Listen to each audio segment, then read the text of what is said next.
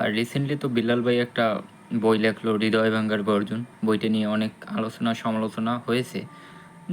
যাই হোক, এরকম একটা ভিডিও আমার সামনে আসলো যে তার ভক্ত তার বই নিয়ে কি রিভিউ দিতে, শোনো।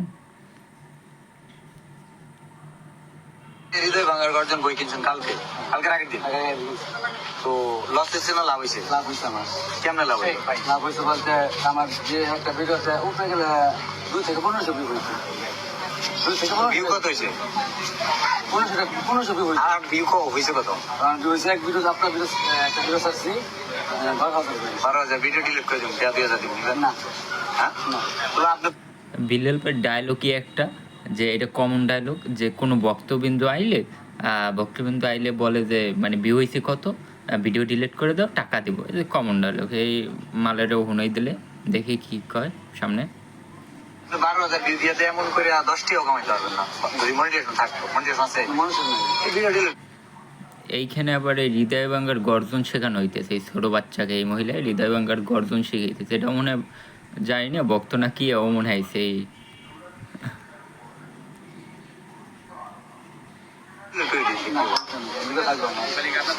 3,000 দিব, 5,000 1 লাখ দিলে হবে না।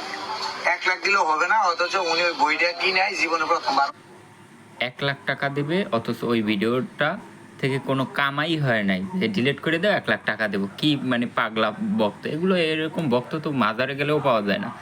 এই লালনের আটটায় গেলেও তো মনে হয় এরকম ওই সিদ্ধি খাইয়া গাঁজা খাইয়া এইরকম কথা বল না, যে 1 লাখ টাকা দেবে অথচ ওই ভিডিও থেকে কোনো টাকা কামাই হয় না, ভিডিও ডিলিট করবে না। ওকে দেখি কি বলে সামনে আমাদের বিল্লাল ভাইয়ের ভক্ত। অসাধারণ ব্যাটিং। তাইলে ওনার কাছে আমি যাবে 1 লাখ টাকা পাই অবশ্যই আমার সর্ব আমি 5 বছর ধরে শুরু করেছি। আমার সর্বোচ্চ 460 লাইক হয়েছে। ব্রেনলেস লোকজন বলতেছি 5 বছর ধরে ভিডিও বানা, 5 বছর ধরে ভিডিও বানা, তার হচ্ছে গিয়া 1,000 2,000 উপর ভিউ হয় না। কালকের আগের দিন একটা বই নিছে, 12,000 ভিউ হয়েছে, 460 লাইক হয়েছে। 467টা লাইক করছে। বেটা এত খুশি, আমি বললাম যে 2,000 টাকা দিয়ে ভিডিওটা ডিলিট করে দাও। 1 লাখ দিলে হবে না। 1 লাখ দিলেও হবে না। তাহলে ওই হিসাবে আমি তো আপনার কাছে 1 লাখ টাকা পাই। অবশ্যই ভাই, অবশ্যই দিয়ে দিবেন। আমার বই আমি টাকা 1,000 দিয়ে দিতেছি, আমার বই আমার দিয়ে ভিডিও ডিলিট করে না। কি বলো? অবশ্যই আমার কাছে 1 লাখ থাকলে আমি অবশ্যই দেখেতাম। কোনটা? তোমার কাছে 1 লাখ টাকা নাই, আমি একটা ইজি বুদ্ধি দিতেছি, তুমি 1 লাখ টাকা ইজিলি কামাই করতে পারবে। তোমার যে টুনটুনি আছে না, টুনটুনি কেটে একটা বিক্রি করে দাও, 1 লাখ টাকার বেশি পাবা, তারপর বিল্লাল ভাইকে 1 লাখ টাকা শোধ করে দেবো।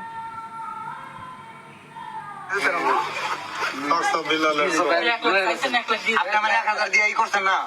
আপনি 1,000 নেই, জিডি আছে সব দিয়ে দিচ্ছি, আমার ভিডিও আমি নিমগা, আমার ভিডিও নিমগা। এই ভক্ত মালে জানে যে এই টাকা নিয়ে যদি আমি সামনে আড়া ধরি, তাইলে আমার ফেসে আবার টাকা আনবে, লেগে ভক্তে নেবে না।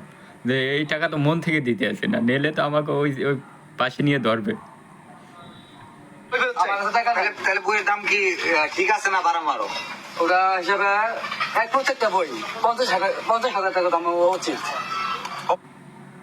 এই বইটার দাম 50,000 হওয়া উচিত। মানে কি করবো এলে, মানে বিল্লাল ভাইয়ের যে ভক্ত, এ কুমির থেকে আইলে মনে হয় পাবনা থেকে পলাই গেছে। যাই হোক, দেখ কি বলে বিল্লাল ভাই, কি বলে তার বইয়ের দাম কি আসলে 50,000 হওয়া উচিত? অফকোর্স 50,000 মাথার কিছু আছে? এইটাই না, 50,000 টাকা হলে তুমি কিনবা এটা? তাহলে বিল্লাল ভাইয়ের বইটা হয়েছে ব্রেনলেস বুক, আর তার ভক্ত যারা পড়ে তারা হয়েছে ব্রেনলেস, এজন্যই বলে 50,000 টাকা দাম।